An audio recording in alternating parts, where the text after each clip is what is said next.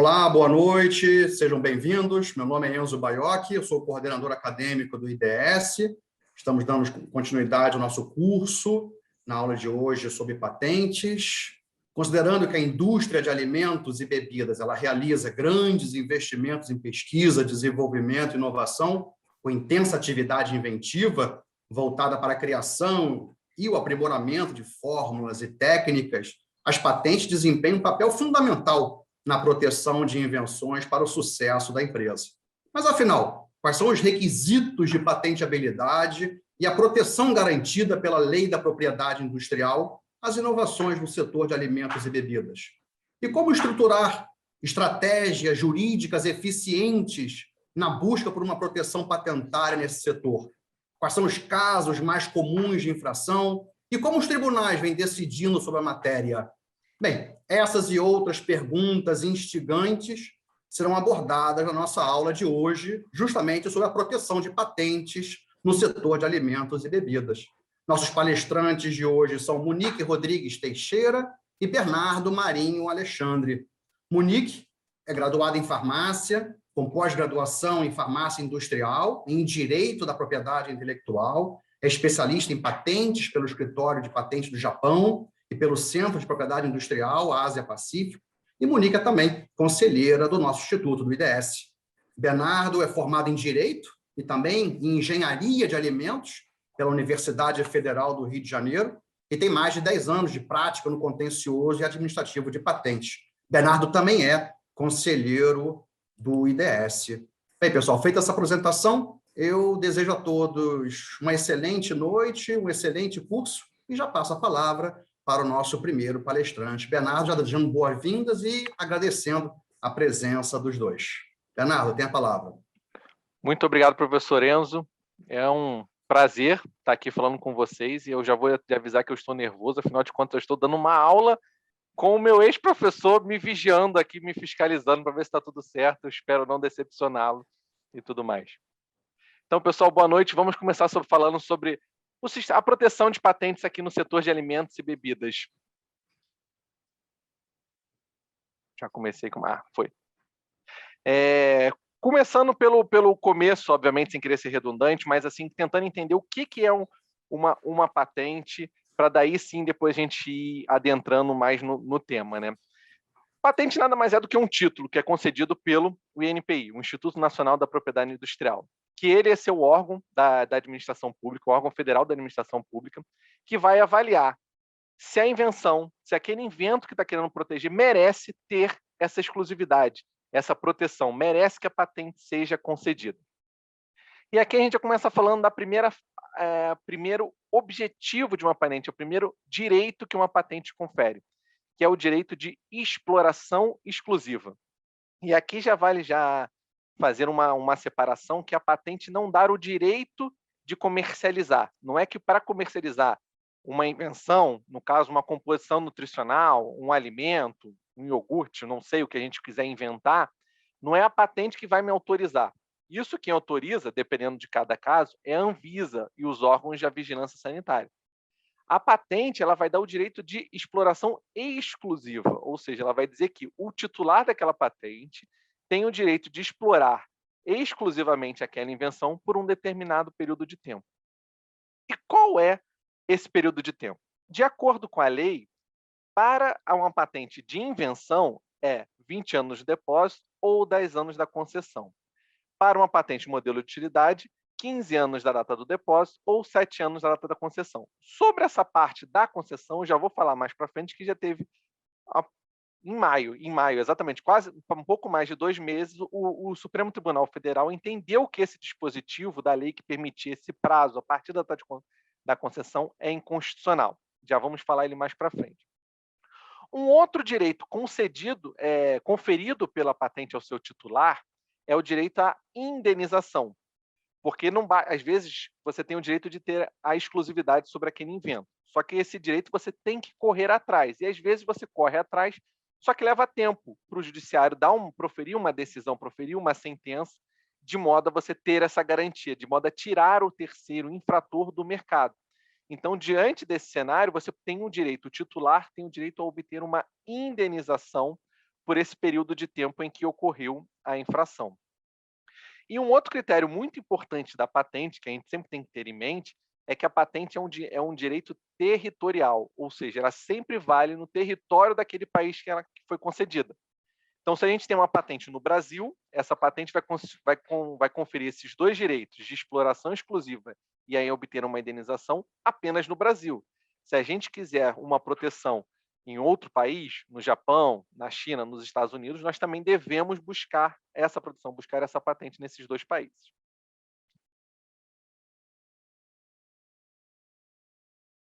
Lembra que eu falei agora aqui da parte do STF, que ele julgou o prazo de 10 anos da concessão ou 7 anos para a patente de invenção, ou 7 anos da data da concessão para a patente modelo de utilidade inconstitucional. Isso foi muito recente. Foi uma ação direta de inconstitucionalidade proposta pela Procuradoria-Geral da República, que entendeu que esse dispositivo era inconstitucional.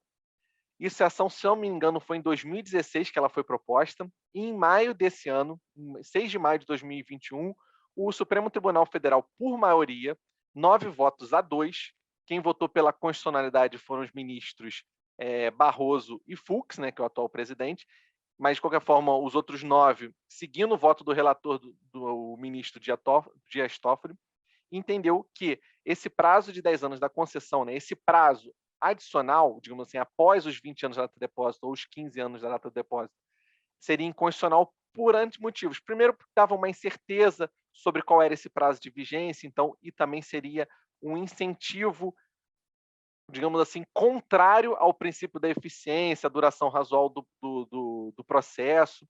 Então, eles entenderam que era inconstitucional. Mas os ministros, o Supremo Tribunal Federal também entendeu que essa declaração de inconstitucionalidade precisava ser modulada, os efeitos dessa decisão precisavam ser modulados. Então, eles conferiram efeitos ex tunc, dizendo que é o seguinte: as patentes que foram concedidas antes de 12 de maio de 2021, com o prazo de 10 anos da concessão para patentes de invenção, ou 15 anos, ou 7 anos da data da concessão para as patentes de modelo de utilidade, permanecem com esse prazo. Afinal de contas, então poderia gerar uma grande incerteza, uma grande insegurança jurídica, né? Afinal de contas, a gente teve licenças que foram concedidas, ações de infrações que foram julgadas, tendo como base uma patente com prazo após os 20 anos do depósito. Mas o Supremo Tribunal Federal fez uma exceção a essa modulação, né? Na verdade, esse termo eu que estou criando, né? Que eu criei, que é tipo, algumas patentes não teriam esse benefício desses efeitos ex nunc. Para essas patentes teriam efeitos ex tunc, ou seja, para trás o prazo de vigência teria que ser automaticamente reduzido, saído do prazo de 10 anos da concessão para 20 anos de depósito. São as seguintes patentes: aquelas que são objetos de uma ação judicial, que foi proposta até 7 de abril de 2021. E por que essa data, 7 de abril de 2021? Porque foi a data em que o ministro relator, o ministro Dias Toffoli, ele proferiu uma decisão, dando uma decisão liminar, já falando que, a partir dessa data, as patentes farmacêuticas deveriam ser concedidas apenas com prazos de 20 anos da data de depósito, ou então aquelas patentes que sejam objetos de ação judicial. Ele fez isso para evitar uma certa insegurança, porque depois dessa decisão, se minha conta não falha, foram 40 e poucas, 41 ou 43 ações que foram propostas justamente para tentar entrar na exceção à modulação que o ministro já tinha previsto ao proferir a decisão liminar. Outras patentes que foram excluídas da modulação, ou seja, que têm efeitos ex tunc, são aquelas patentes relacionadas que eu estou chamando aqui de invenções farmacêuticas, né? Que são aquelas que protegem um produto ou processo farmacêutico ou um equipamento ou material para uso em saúde. Então, essas patentes, o prazo já deve ser reduzido. E é isso que o NPI vem fazendo desde então. Vocês devem estar sabendo que o NPI vai liberando bateladas de patentes com esse prazo reduzido. Mas o STF ainda fez digamos assim, uma modulação da exceção à modulação, que ele falou que essas patentes farmacêuticas, ainda que elas tenham o prazo reduzido automaticamente, os efeitos produzidos após o prazo de 20 anos da data de depósito, até o 12 de maio, quando foi proferida a decisão do STF, os efeitos gerados por essas patentes devem ser permitidos. É como se o STF tivesse permitido que essas patentes vigessem, ainda que com prazo reduzido, ainda com um prazo de 20 anos de depósito, elas estivessem com um prazo até o 12 de maio, que elas produziram efeitos. Tá? E aqui só um parênteses que não deve muito servir aqui para a nossa área, né, que a gente está falando de indústria de alimentos, mas às vezes a gente sabe que existe as invenções nutracêuticas, né, que são aquelas composições alimentícias ou aquelas bebidas que não é que elas têm uma finalidade terapêutica, uma finalidade de tratar o corpo humano, mas sim garantir que o corpo humano continue com aquela sua exerça suas funções corretas, né, que continue com saúde. E o NPI, às vezes, tem incluído essas invenções como produtos farmacêuticos e tem reduzido o prazo. A gente entende que essa não é o caso, porque produtos para a saúde são aquelas que promovem um tratamento, promovem um diagnóstico. Então, essa redução de prazo do NPI, na minha visão, é equivocada. Então, a gente tem que prestar atenção, porque se está equivocado, a gente tem um prazo de 60 dias para requerer o NPI, essa reconsideração, apontar para o NPI, olha, essa não é uma invenção farmacêutica, e sim uma invenção da área de alimentos, é uma invenção nutracêutica que não tem a finalidade de tratar. Então, portanto, merece manter o prazo de 10 anos da concessão. E aqui, embora já tenha falado, mas aqui eu vou especificar o que são essas patentes de invenção, essas patentes de modelo de utilidade e até um terceiro tipo de patente, são certificado de adição. Basicamente, a regra que a gente pode pensar é o seguinte: praticamente toda invenção, tudo que foi inventado, exceto que a Lei da Propriedade Industrial, né, a LPI, ela não define o que é invenção, mas ela define o que não é invenção. Isso tudo está no artigo 10 da LPI. Então, a gente pode pensar o seguinte: a regra é tudo que foi inventado é uma invenção. E a LPI também define o que é um modelo de utilidade. Então, a gente pode pensar, se tem uma invenção, a gente primeiro pode pensar que ela pode classificar uma como uma invenção mesmo. Esse invento é uma invenção, desde que não esteja esbarre no artigo 10 ou não tenha as características de um modelo de utilidade. Tá? Basicamente, a diferença de uma invenção e de um modelo de utilidade é o conceito técnico inovador. Quanto mais inovação, quanto mais distante, quanto mais, que é o que a gente chama do pulo do gato, né, que é aquela sagacidade do inventor, quanto melhor for, mais inovador for aquele invento, é uma patente de invenção. Tá? Já o modelo de utilidade, ele já tem um grau de inovação menor. Ele está muito próximo do que já é conhecido, mas tem uma certa inovação.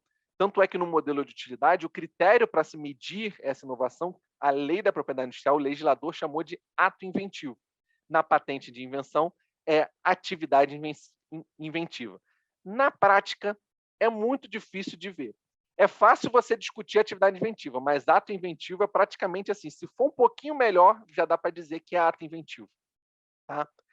Aqui é um exemplo bem clássico do que seria esses tipos de patente de invenção e patente de modelo de utilidade. Todos esses três primeiros exemplos aqui é um telefone. Tá? Todos eles fazem a mesma coisa, ligar para uma outra pessoa. Então, esse aqui é o primeiro telefone inventado, que você nem tinha nem os botões para ligar, você falava com a telefonista para indicar qual é a pessoa que você queria falar. Teve uma evolução. Agora você já tem aqui os números, aquele ainda de rodar, em que você ligava o número da pessoa. Então, já tem um salto inventivo de um para outro. Então, só uma curiosidade, por Bernardo, favor. desculpa te interromper, só uma curiosidade técnica, né? Porque eu visitei o Museu do Telefone, nós temos o Museu do Telefone aqui no Rio. O primeiro aparelho, esse cone da cor preta, você falava por cima aí, ele servia para captar a voz aí por cima. Então, só para quem está se perguntando que cone preto é esse era o cone que você tinha que falar com a boca nele, tá? Obrigado, porque eu confesso que eu já tinha visto esse primeiro como telefone, mas não tinha entendido como é que ele funcionava. Então, diante desse salto, né, embora ambos sejam telefone, mas há um grande salto inventivo aqui de um para outro. Teve todo um desenvolvimento, toda uma tecnologia, todo um trabalho inventivo aqui. Então, por isso que esse segundo telefone merece uma patente de invenção frente ao primeiro. E aí, se a gente comparar com esse terceiro, então já não é mais um telefone de rodar, já é um telefone que tem botão, então já tem uma certa tecnologia distinta também, então já tem um salto inventivo portanto, a gente está falando de uma invenção. E aqui, o último é quando a gente tem praticamente a mesma coisa. Ambos são de botão, ambos têm a mesma coisa. A única coisa é que o local de falar nesse aqui é o mesmo local onde a gente aperta o botão, enquanto nesse tem uma coisa diferente. Claro que aqui é só para exemplificar, mas pode ser que exista um salto inventivo entre um outro que mereça uma atividade inventiva. Mas para fim de discussão, a gente está pensando, foi só uma questão, só foi dado uma melhor forma, um melhor ajuste para esse inventor. Não teve um grande avanço técnico, mas sim só se tornou melhor um objeto de uso prático para se tornar mais fácil. Eu já posso pegar, desligar e daqui ligar para ele. Então, é um modelo de utilidade. E a última parte, que é a patente de certificado de adição, que na verdade nem é uma patente tão independente, né? Na verdade, é uma patente que está sempre atrelada a uma outra patente. Quando a gente às vezes o inventor inventa, né, concretiza aquela sua invenção, deposita um pedido de invenção, mas ele continua trabalhando naquela invenção, né? Ele vai sempre desenvolvendo cada vez mais, e às vezes ele chega num certo desenvolvimento, um aprimoramento daquela sua invenção. Mas não existe um grande salto inventivo, seja para uma patente de invenção, ou seja, não tem aquela atividade inventiva, ou ato inventivo para se obter um modelo de utilidade. Na verdade, está mais abaixo ainda, mas tem uma certa diferença, mas não tão grande, frente àquela primeira invenção. Mas, mesmo assim, merece-se uma proteção. E a forma de proteger isso é por certificado de adição, que seria um adendo àquela primeira patente. Então, o inventor falou, aprimorei, então mereço uma patente. Tanto é que esse certificado de adição, o prazo de vigência dele, está atrelado àquela sua primeira patente. Tá? E aqui, Monique. Boa noite, pessoal. Que bom, estamos todos aqui. É um prazer estar com vocês. E eu vou tocar daqui um pouquinho falando sobre o processo administrativo, porque já que estamos falando de patentes na área de alimentos, a gente precisa entender o que acontece com esse pedido de patente. Então, aqui a gente começa com as etapas iniciais, estão relacionadas a um depósito de um pedido de patente, que até o momento se refere a uma mera expectativa de direito, que tem um caminho a ser percorrido até que esse direito se torne adquirido. Então, a gente tem inicialmente o depósito desse pedido de patente, que a gente chama de um pedido normal ou de um pedido PCT, né, do Sistema de Matéria de Cooperação em Matéria de Patentes, que é o PCT, o Sistema PCT. E esse depósito ele pode ser feito por esses dois sistemas. A partir disso, o artigo 30 da lei diz que a publicação desse pedido pode ser da LPI, a partir do né, 18º mês. Da LPI, né, Monique? Da LPI. Tá, só para esclarecer para quem está assistindo. Da Lei de Propriedade Industrial, exatamente. Obrigada, Enzo. O artigo 30 se refere a essa publicação. E essa publicação para pedidos PCTs com determinados fins, por exemplo, de exame prioritário, a gente costuma chamar a publicação dos pedidos internacionais, tá certo? Apenas ilustrativamente. Mas aqui o que a gente precisa ficar é que a publicação desse pedido de patente, de acordo com o artigo 30 da LPI, ele é realizado a partir do 18º mês e, conforme o artigo 33, 36 meses após o depósito desse pedido, a gente tem um ato administrativo importante, que é o requerimento de exame. O que isso sinaliza para o NPI? E NPI, eu tenho interesse em prosseguir com esse pedido e que o exame de mérito desse pedido seja realizado. Estou realizando este meu pedido tempestivamente. Então, aqui nós temos 3 etapas administrativas de suma importância. E aqui a gente coloca 2 itens relacionados à Anvisa, Agência Nacional de Vigilância Sanitária. Mas isso é de relevância se a aplicação dessa invenção for de aplicação farmacêutica, porque o artigo 229C da LPI diz que a concessão de patentes de produtos e processos farmacêuticos deve ser submetido à anuência prévia da Anvisa. Então, esses 2 pontos são de relevância para pedidos que tenham, porventura, uma aplicação farmacêutica. Então, isso aqui a gente fica apenas para informação. E seguindo, a gente tem o processo de exame. Aqui a gente tem um fluxograma que ilustra bem para a gente o que acontece durante o processo administrativo de um pedido de patente. A partir do momento que a gente sinaliza o interesse em continuar com esse pedido, o NPI vai fazer a sua parte, que é fazer o exame de mérito daquele pedido. Então, a gente tem aqui inicialmente duas opções, que a gente chama de parecer desfavorável, né, que é quando o NPI entende que os requisitos de patenteabilidade não são atendidos, ou se eles forem atendidos parcialmente para uma determinada matéria, ou se o NPI apenas requer o aprimoramento, na verdade, da matéria reivindicada com níveis de exigência menores, na verdade, ajustar uma reivindicação para atender a praxe local, a gente chama de exigência. Mas para esses dois tipos de pareceres que se referem a exames de méritos, o NPI abre um prazo de 90 dias para a manifestação da titular. E a partir desses 90 dias, a gente tem dois pontos aqui que a gente pode acontecer, né? Que é o deferimento, se o NPI entender que aquela resposta atende aos requisitos e ela é totalmente satisfatória, ou indeferimento do pedido, se ele entender que mesmo diante daquelas respostas, aqueles comentários técnicos, aquelas emendas, aquele pedido ainda está insuficiente no que diz respeito aos quesitos, ao comentário técnico que justifique aquela invenção ter o seu privilégio concedido e garantido.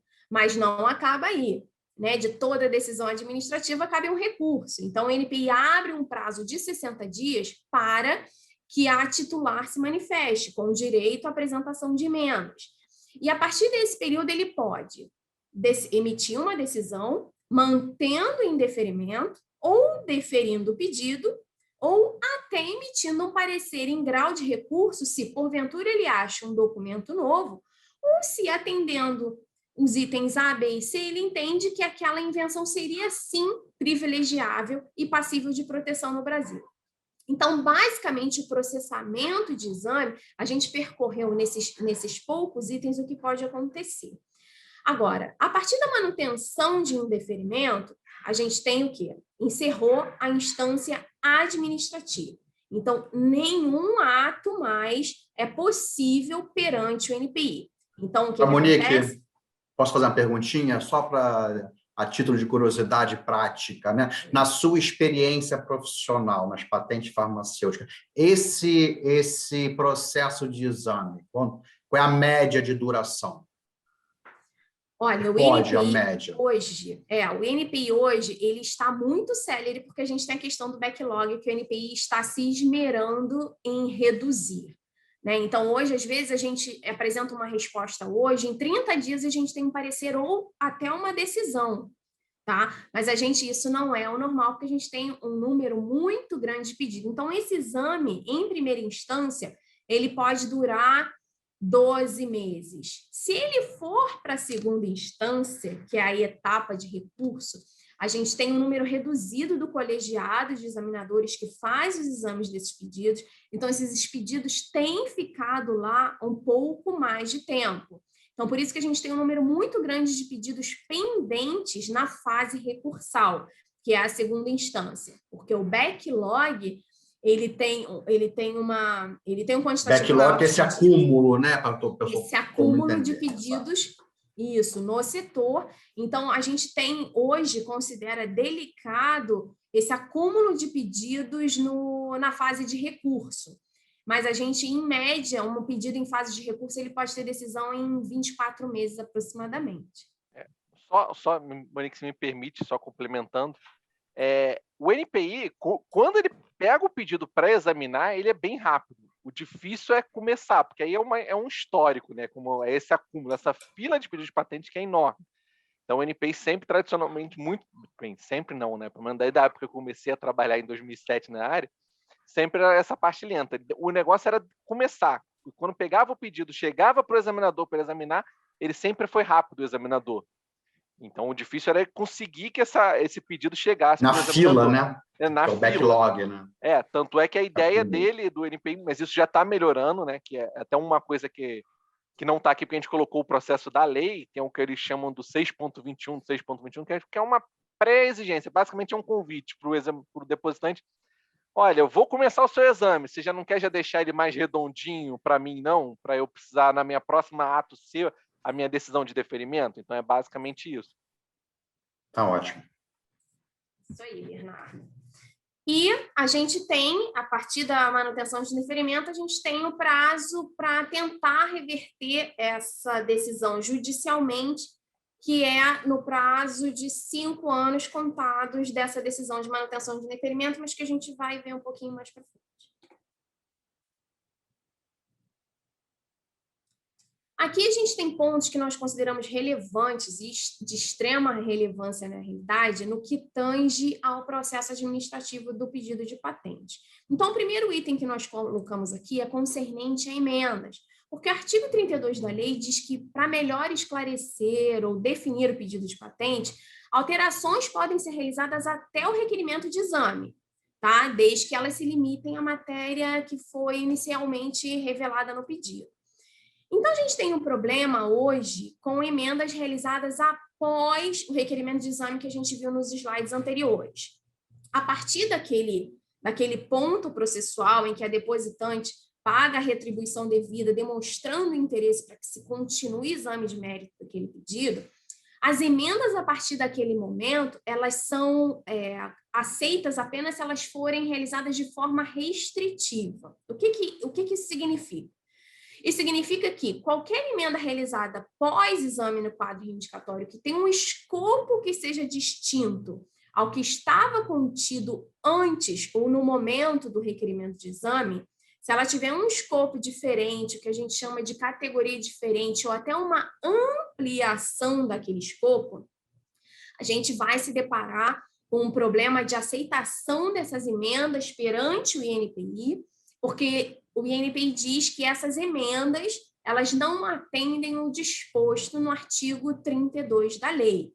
Então, a gente tem muito cuidado, a gente precisa ter muito cuidado de certificar de que no momento em que a gente estiver requerendo o exame, a gente tem ali ou o máximo de concretizações possíveis ou definida ali de forma mais ampla possível. Por quê? Porque durante o processamento você pode realizar as emendas. Então, se você tiver o escopo mais amplo possível naquele momento, durante o exame você vai restringindo para concretizações específicas, e isso auxilia muito, porque às vezes a gente se depara com um pedido em que foi requerido o exame e depois a gente tem uma matéria que precisa estar contida ali e que não estava antes do requerimento do exame. Então, a gente, às vezes, precisa até discutir isso judicialmente, porque administrativamente o INPI não aceita, que isso não está de acordo com o artigo 32, nem com os regulamentos, né, que é a resolução 93, que regulamenta o tipo de emendas que podem ser apresentadas depois desse período administrativo. Então, a gente tenta ter no quadro, antes do requerimento de exame, o máximo de concretizações possíveis, quer seja em categorias ou de amplitude do escopo reivindicado até aquele momento. Então, a gente chama isso de um ponto relevante porque, administrativamente, esse ponto é de extrema relevância durante o processo administrativo e até da proteção que se requer e que se entende como, às vezes, até de relevância comercial, né? Às vezes, o produto que vai ser comercializado no mercado, ele não está compreendido naquele quadro reivindicatório no ato do requerimento do exame. Então, isso pode se tornar um problema que é difícil de ser sanado administrativamente, e aí o questionamento disso, ele se judicializa, porque administrativamente é difícil de reverter, dadas as definições e interpretações do INPI com relação ao artigo 32. Monique, posso só fazer um comentáriozinho aqui? É mais pelo conceito de emendas, né? Mais por que a importância da emenda é algo tão importante no sistema de patente que todos aqueles que são contra o sistema de patente, aqueles sempre que buscam a nulidade do patente, eles sempre tentam restringir as emendas e sempre tentam alegar que as emendas que foram feitas ao longo do processamento de exame são indevidas. Porque a invenção, o pedido de patente, né, o primeiro conceito que a gente tem que ter em mente que é o seguinte: o inventor, ele inventa o seu algo, ele cria aquela sua invenção, mas ele não sabe direito se aquilo é de fato uma invenção, porque ele não tem como conhecer tudo o que já conhece, que é uma coisa que a gente vai ver que, por exemplo, o estado da técnica é tudo aquilo que foi tornado acessível ao público antes de uma determinada data. E tudo acessível ao público no mundo. Então, pode existir um documento na Coreia, um documento na China, um documento relevante nos Estados Unidos, e aí o Kenny inventor, ele precisa dessa possibilidade de emendar, que emendar a gente tem que entender que é um ajuste, é uma forma de encontrar como proteger aquela sua invenção, porque quando ele deposita o pedido de patente, ele deposita aquele invento, aquele conceito inventivo, de acordo com o que vai acontecendo no exame, os documentos que o NPI vai encontrando, ele precisa trabalhar, ajustar da melhor forma aquela sua invenção para conseguir aquela proteção. Então, quando a gente pensa nessa parte de emendas, é extremamente funcional. E, infelizmente, o NPI tem uma posição restritiva sobre o tipo de emenda, mas de uma visão, na minha opinião, equivocada de um acórdão do Tribunal Regional Federal da Segunda Região. Porque o tribunal, que isso tudo resultou de uma ação civil pública do Ministério Público, em que entendeu que emendas após o requerimento de exame seriam ilegais, que o NPI sempre aceitou esse tipo de emenda, desde que não se colocasse a matéria nova, ou seja, desde que as emendas, os ajustes não trouxesse algo novo, estivesse sempre de acordo com o originalmente revelado. O NPI defendeu o seu ato, aquela sua posição, mas, em segunda instância, em fase de apelação, o NPI mudou de ideia. E aí o acórdão foi basicamente o seguinte, que o NPI não deve aceitar emendas fora da terminação legal. E aí o NPI ele abraçou a tese do Ministério Público e fez uma interpretação ainda equivocada. Então, ele dificultou muito a vida do depositante na hora de buscar emenda. E aqui, por isso que o requerimento de exame é algo muito, principalmente o pessoal aqui que tem a sua matriz em outro país, é sempre bom alertar para eles que o requerimento de exame aqui é fundamental, porque a partir dele é que vai determinar o que você pode buscar de proteção. E isso é uma jabuticaba brasileira, até onde eu sei, pelo menos nos países relevantes, nos países desenvolvidos, você pode fazer as emendas em qualquer momento, desde que delimitadas à matéria originalmente revelada. Bernardo e Monique, temos uma perguntinha aqui no chat da Adriane. Essas modificações no quadro reivindicatório após o requerimento de exame afetam de que forma o processo internacional via PCT? Pergunta da Adriane. Adriane, bom, o pedido, as emendas realizadas no processamento nacional do pedido PCT, ele não vai afetar o PCT.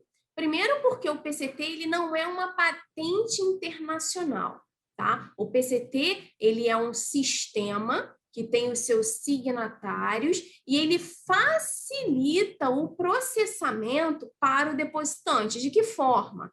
Você quando deposita um pedido através do sistema PCT, você não precisa tomar a decisão no mesmo momento e nem despender todos os recursos necessários para os depósitos em N países em que se tenha interesse em proteger aquela invenção. Então, o depositante pode fazendo de que forma? De forma escalonada até o prazo de 36 meses para a entrada na fase nacional que é estabelecida, tá? Então, uma emenda que é realizada no Brasil, quando pós-requerimento de exame, ela não vai ser processada via PCT, porque o via PCT, o que ele faz? Ele recebe o seu pedido, tá? Ele pode fazer um exame preliminar, emitir um parecer preliminar acerca da patenteabilidade daquilo ali.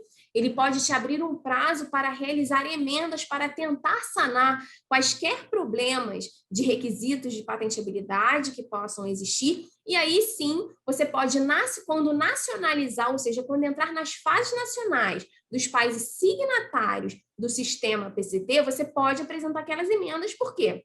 Durante o exame preliminar realizado pelo PCT, ele já te indicou que tem aqueles documentos e que determinadas objeções poderiam ser exaradas com relação àquela invenção que você está reivindicando. Então, ali você já pode apresentar emendas preliminares e aí seguir o seu processamento nacional daquele pedido.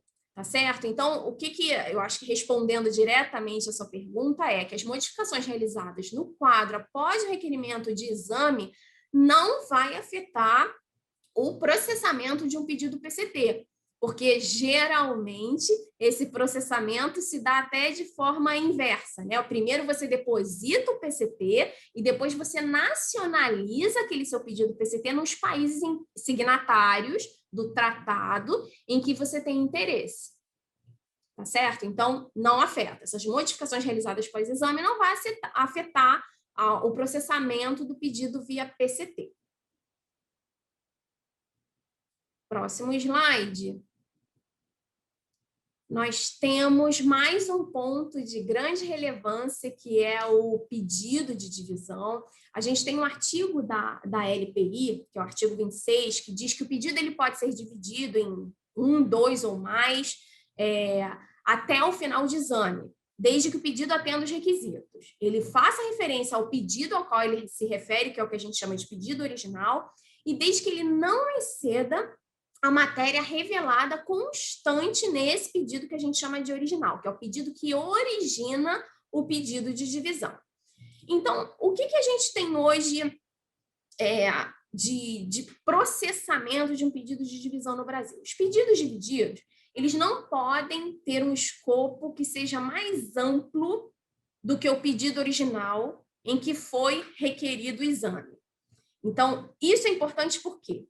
Porque quando a gente faz o requerimento de exame de um pedido, que ele pode se tornar um pedido original, se originar dele em divisão, a matéria requerida ali naquele momento no pedido original, quando a gente depositar um pedido de divisão, a matéria que vai ser contida no pedido de divisão, ele não vai poder exceder aquela matéria do período de requerimento de exame.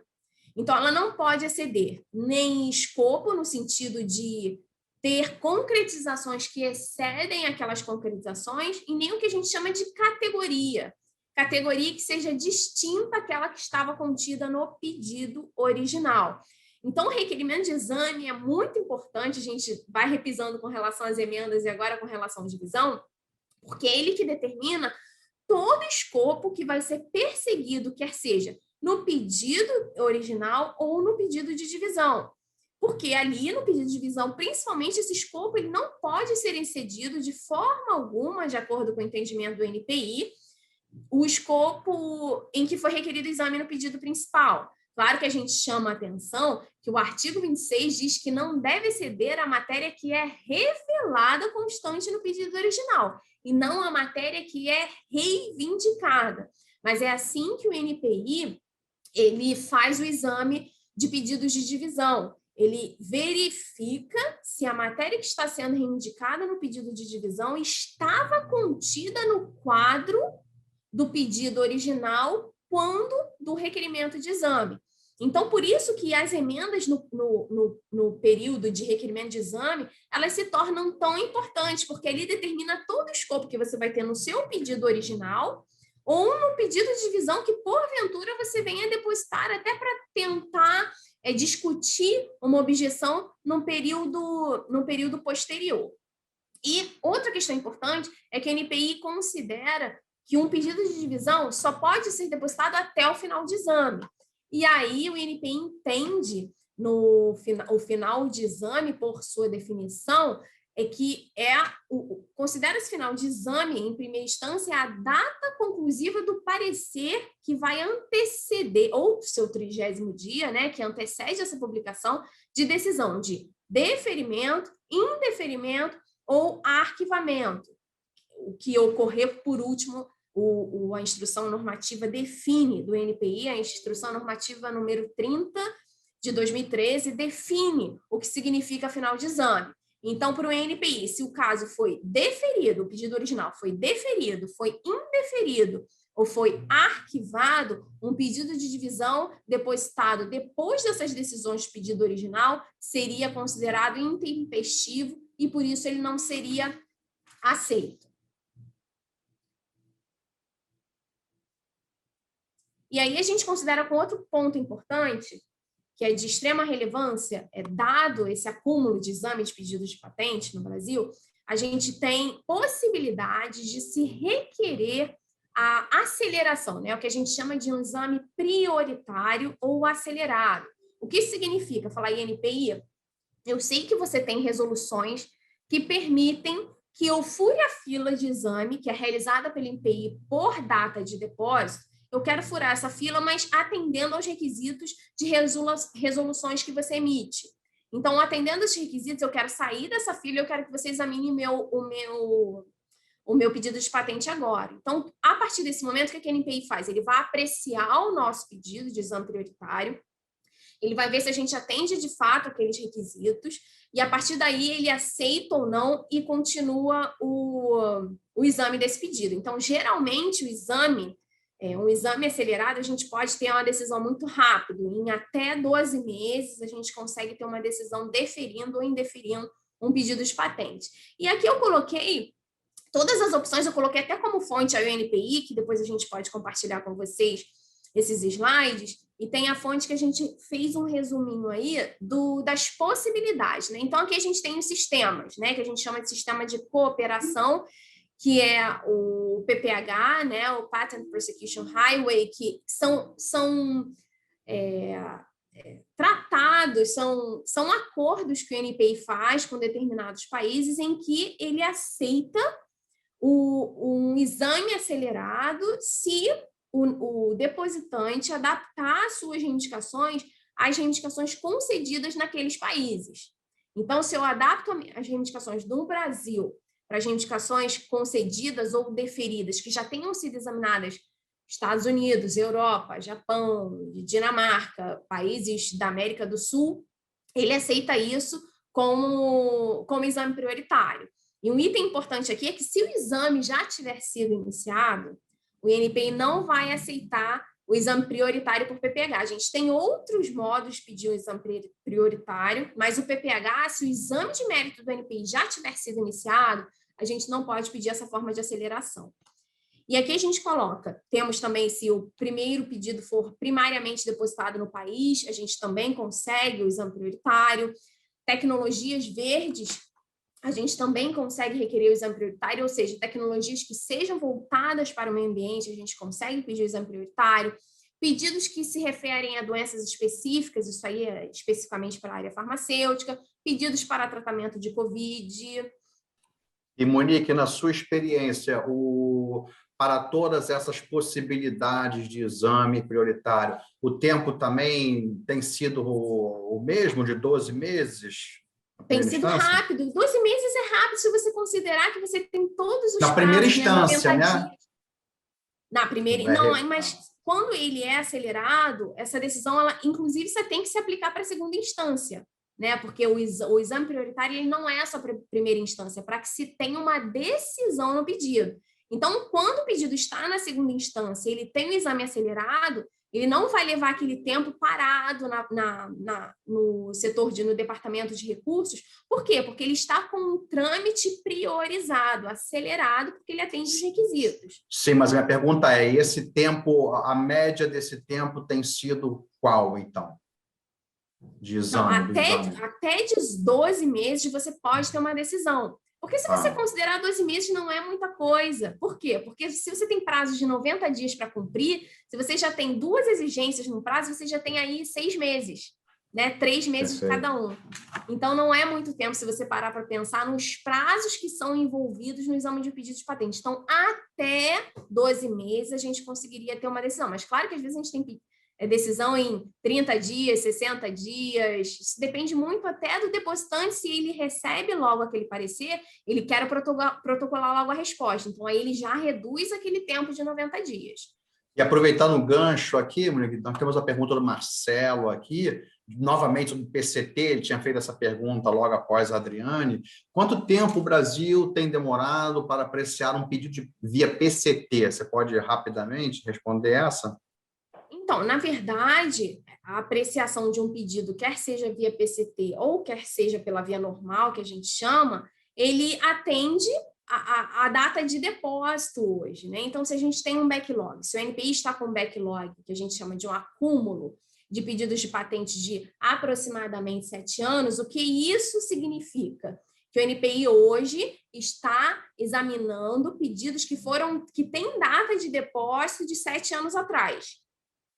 Então, esse seria mais ou menos o tempo. A minha resposta hoje seria para apreciar um pedido, quer seja PCP ou não PCP, seria o prazo que ele tem hoje como backlog, que seria um prazo de aproximadamente 7 anos. O que significa que 7 anos desde a data do seu depósito até o início do exame. Então, contando 2021, 7 anos para trás, 2014. Então, é o tempo aproximado considerando o backlog do INPI hoje, tá? Desde que esse pedido não atenda ao trâmite prioritário, né? O requerimento de exame acelerado.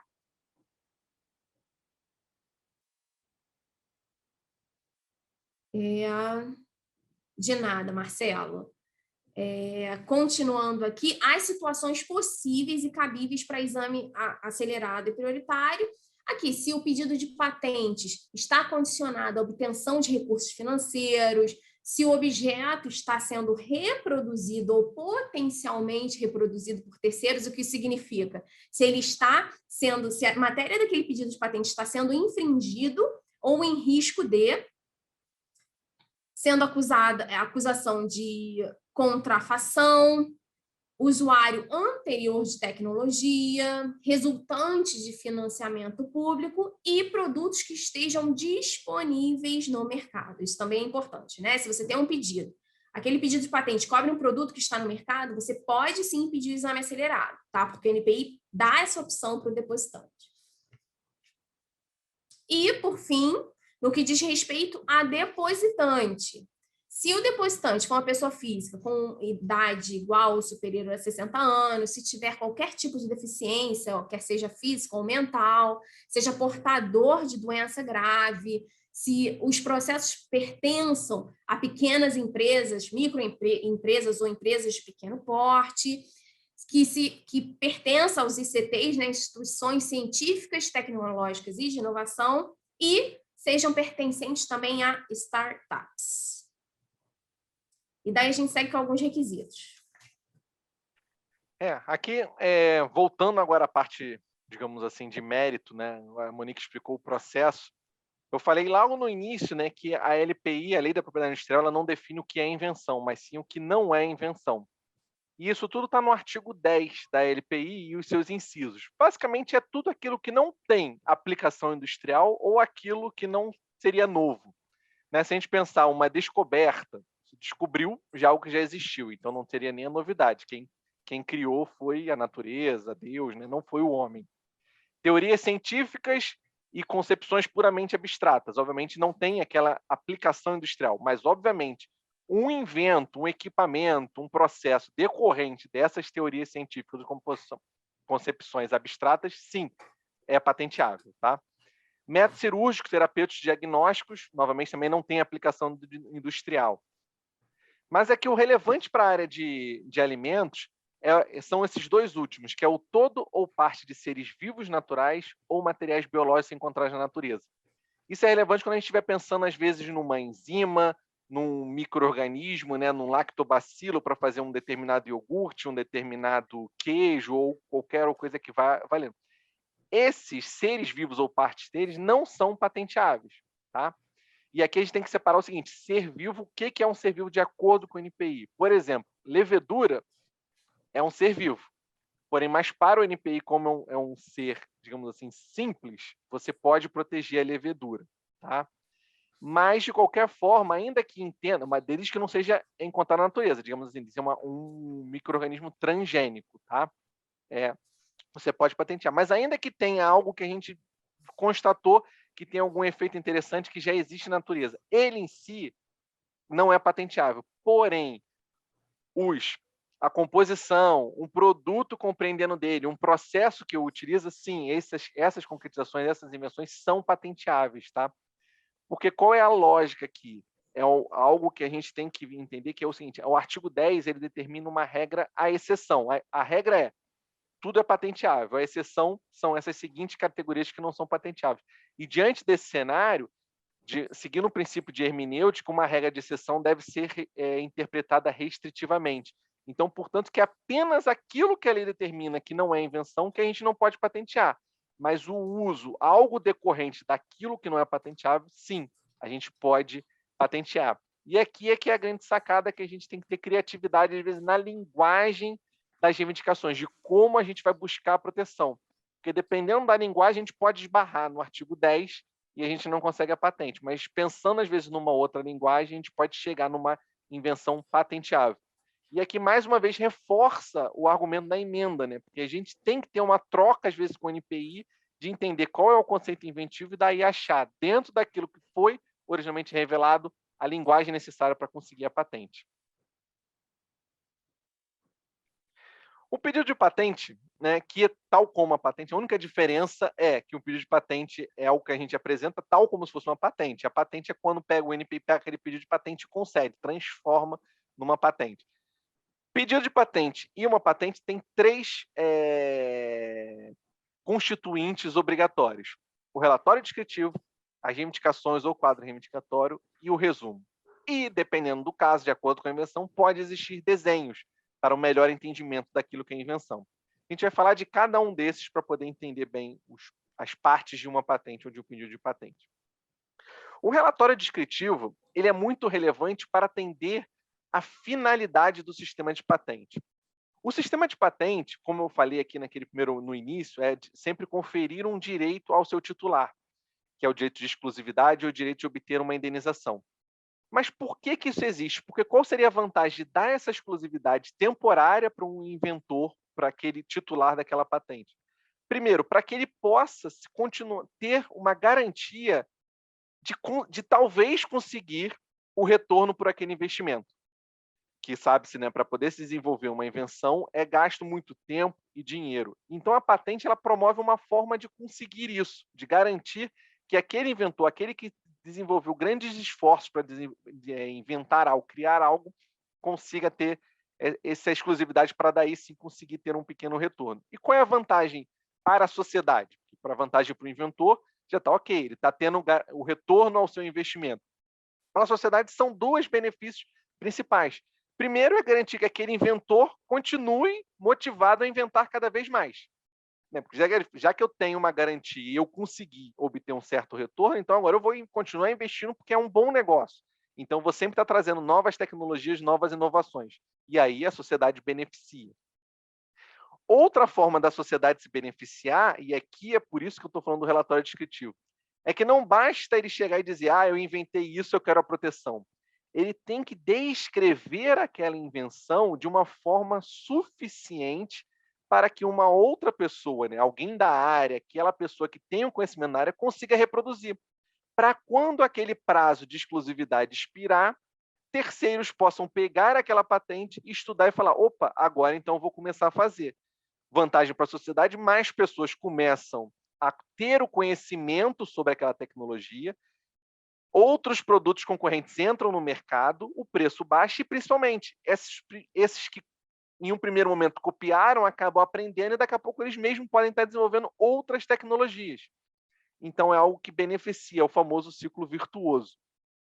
Então, é por isso que existe o relatório descritivo, que é ele que vai garantir a descrição suficiente daquela invenção. Tanto é que a lei da propriedade industrial não tem esses critérios, né? Na verdade, basicamente diz que a invenção tem que estar suficientemente descrita. O NPI, nas regras internas dele, é que define o que seria essa descrição suficiente, quais seriam os critérios que o relatório descritivo deve atender para que a invenção seja suficientemente descrita. E aqui são coisas, não é que seja obrigatório, mas isso é uma forma normal que foi convencionada de como se faz um relatório descritivo. Primeiro, iniciando pelo título, porque o título é sempre de fato um título interessante, que só lendo o título você consegue entender do que está se tratando, tá? Um outro critério que tem que ter aqui, mas aqui é mais puramente, digamos assim, econômico, ou para ficar mais organizado, é que a invenção que você está descrevendo naquele relatório descritivo, daquele pedido de patente, ela tem que ser uma única invenção ou invenções unidas por um mesmo conceito inventivo. Não dá para eu inventar uma composição nutricional e aí que tem uma característica A, B e C, e depois faço no mesmo pedido uma mesma composição nutricional com uma característica JKL, então é necessário que elas estejam unidas. E aqui, como você faz um pedido de patente? Basicamente, você descreve o que era conhecido, qual era o problema, e aí o que essa invenção faz? Ela soluciona aquele problema dessa seguinte forma, tá? E aí, obviamente, ela vai descrever tecnicamente aquela invenção e como ela superou, quais os efeitos que ela conseguiu, seja por forma de exemplos ou descrições descrições em palavras, né? E aqui é a suficiência descritiva, que esse é um excelente, não excelente, é um importantíssimo, não chega nem a ser um requisito de patenteabilidade, mas é um requisito para que o sistema de patente funcione, para que consiga ter todo aquele benefício para a sociedade, né? A lei da propriedade industrial, que isso é praticamente como qualquer país do mundo, ela determina o seguinte: a invenção deve estar descrita de forma suficiente para que um técnico no assunto possa reproduzir aquela invenção, tá? Isso é o conceito da lei. E aí a partir disso, mas é importante entender a lógica. A lógica é aquela, que é quando a invenção, quando a patente expirar, aqueles que já sabem do assunto possam reproduzir aquela invenção. Um parênteses que vale aqui abrir é que a patente ela é voltada para um público que já conhece, aquele público da área. Quando a gente está falando daquele técnico no assunto, é aquela pessoa que já tem uma certa experiência. Esse técnico no assunto não é aquele recém-formado, porque senão para ele tudo vai ser muito difícil, eu tenho que descrever cada vez mais, mas também não pode ser aquela pessoa, o suprassumo do conhecimento, que tem um grande conhecimento, senão para ela tudo também é desnecessário. Então você tem que achar um homem médio daquela área técnica. Então é uma pessoa que já tem um conhecimento. Por que isso é importante?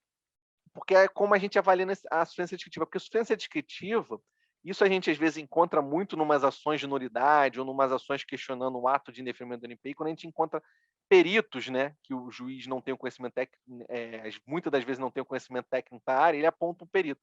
E às vezes é um professor universitário, que ele vem com aquela coisa do tipo, pensando em artigo científico, de ter aquela descrição bem completa, nos mínimos detalhes. Então é sempre difícil. Primeiro, antes de discutir a suficiência científica, tem que falar, olha, patente não é artigo científico, tem objetivos distintos, então não preciso ir no detalhe do detalhe do detalhe, já para alguém que já sabe. Então não precisa ter aquelas características que não são não essenciais, não tem que ter fundamentos teóricos, esse componente reage com aquele outro. Então, não, você bota o seguinte, o A reage com o B e forma um produto C. Então fica perfeito, não tem que dizer como acontece aquela reação, nem o porquê, né? Então esse é o ponto principal aqui que eu quero passar. Tem que descrever o suficiente para uma determinada pessoa, e essa pessoa é o técnico no assunto, que é alguém com bom conhecimento. Logo, eu não preciso de ter grandes detalhes, mas tem que ter o detalhe suficiente para que essa pessoa consiga reproduzir. Agora passando para a parte mais interessante, digamos assim, mais importante, né? Que é o coração da patente, né, Bernardo? Que essa suficiência descritiva é justamente importante porque ela que vai suportar, ou seja, prover fundamentos para aquela matéria que será reivindicada. Porque, na verdade, o escopo de proteção ele está restrito ao quadro reivindicatório. Então, claro, numa possível infração, o que vai ver se está sendo infringido ou não? Aquilo que está delimitado pelo escopo do que a gente chama de quadro reivindicatório. Porque quando a gente faz o pedido para o NPI daquela invenção que estamos requerendo, a gente faz o pedido do quadro reivindicatório. O NPI analisa e vê, ele está querendo proteção para aquilo ali. Então, qual a importância e como deve ser redigido o quadro reivindicatório? O quadro reivindicatório ele deve definir de forma clara, precisa e positiva a invenção pela qual se está requerendo proteção. Ela deve estar fundamentada no relatório, porque, como o Bernardo já disse, é um dos requisitos, não de patenteabilidade, mas requisito do pedido. O INP entende os requisitos, né, que são os subjetivos, são os requisitos de patenteabilidade, mas o pedido também deve atender os seus requisitos, que é de clareza, precisão e suficiência descritiva. Então, essa matéria reivindicada ela deve estar contida e fundamentada pelo relatório descritivo. Ela deve ser desprovida de trechos explicativos sobre vantagem ou simples uso da invenção, que o NP entende que a simples vantagem ou uso daquilo é uma mera explicação e é totalmente desnecessária para a matéria que se deseja proteger, porque ninguém pede proteção para um efeito, na verdade, né? Ela quer proteção para aquela invenção que pode produzir aquele efeito. mas não se pede proteção para o efeito em si. A reivindicação ela deve ser redigida sem interrupção por pontos e ela apresenta o que a gente chama de 3 partes constituintes, que nós chamamos de preâmbulo, o elemento de transição, né, que é o que a gente chama de expressão caracterizante, e o corpo, que a gente chama de corpo da invenção, que são as características da invenção. Então, quando lá atrás eu chamei de preâmbulo ou de categoria, eu estava me referindo a esse trecho inicial. Ele diz o quê? Eu estou querendo, o que eu concretamente estou querendo proteger? Aqui no caso, a gente colocou um exemplo que é de uma composição nutricional. Então, estou de fato requerendo proteção para uma composição nutricional. Ele me define através do elemento de transição. O que ele está me dizendo? Olha, a partir desse momento eu estou delimitando o que é estado da técnica e o que não é estado da técnica. Então, a partir dessa expressão que a gente chama de expressão caracterizante, que é a expressão caracterizado por ou caracterizado pelo fato de, a partir daqui eu estou definindo a invenção que eu de fato quero proteção. E a partir disso a gente chama de corpo, né, que é a invenção em si. Então, aqui no caso eu estou dizendo que eu quero uma proteção para uma composição nutricional que tem proteína de soro em pó, que tem uma composição de micelas, de proteína do soro do leite, leucina, que tem uma quantidade percentual de um para outro, né, de 20 e 40 em peso da matéria seca e uma proporção de um para outro de, aí eu coloco a faixa. Então, o quadro reivindicatório é constituído por reivindicações que são estabelecidas e definidas dessa forma, definidas por 3 partes: preâmbulo, expressão caracterizante, que é o que a gente chama de elementos de transição para o que é conhecido o estado da técnica, para o que é de fato invenção, e o corpo da invenção, que precisa ser delimitado de forma positiva, de forma clara, de forma que deve estar suportada pelo relatório descritivo. Se vocês virem aí, a interrupção ela não é interrompida por ponto, o ponto é onde deve ficar, né, que é o ponto final, e ela vai o quê? Delimitar aquilo que se está requerendo proteção. Então, na hora de ver se vai existir uma infração ou não, o que vai ser feito é a análise dessa reivindicação. É o que está ali definido, o que foi definido e que foi concedido pelo INPI. E, Monique, tem um limite para esse texto? Não existe limite não, para né? o texto, tampouco para o número de reivindicações. O número de reivindicações, ele tem uma retribuição que é paga para cada reivindicação que excede o número 10, né? A partir da 10ª reivindicação, se paga uma retribuição específica por faixas. Até a reivindicação 15 é um valor, até da 16 a 30 é outro valor, e quando excede a 30 é um outro valor maior ainda. Então, ou seja, o limite é a capacidade do depositante de arcar. Exatamente, de arcar com aquela despesa de requerimento de exame. E outra coisa importante é que o número de reivindicações ele não define essa retribuição a ser paga no prazo do depósito, mas sim no requerimento de exame. Porque a gente quando faz o requerimento de exame, a gente paga essa retribuição referente ao exame daquelas reivindicações que estão contidas. Então, eu posso depositar um caso com 359 reivindicações e, ao requerer o exame, eu reduzo o meu quadro para 27 reivindicações. Então, eu vou pagar o referente ao exame de 27 reivindicações e não das 359 que foram originalmente depositadas. Monique, só fazer um comentário aqui desse quadro reivindicatório que eu acho que é interessante, é que, por exemplo, o preâmbulo, né, que é o que está sendo protegido, composição nutricional, e só para uma curiosidade, que, por exemplo, a gente não vai no mercado, a gente nunca compra composição nutricional, a gente vai me ver 1 litro de composição nutricional, né? A gente, na verdade, pega 1 litro de um iogurte ou de um produto, seja lá o que for. E aqui é exatamente isso, porque a invenção, a ideia é ele tentar pegar o conceito aqui que pode ser aplicado, às vezes, num iogurte, num leite fermentado, num queijo, num ravioli, seja lá o que for, numa farinha láctea, num leite ninho e tudo mais. Então, ele bota de um termo mais amplo, que é basicamente uma composição alimentícia, uma composição nutricional que tem essas características. E o que é interessante aqui também a gente trazer é que um produto, às vezes, que a gente encontra no mercado, ele tem várias concretizações que são protegidas por várias patentes.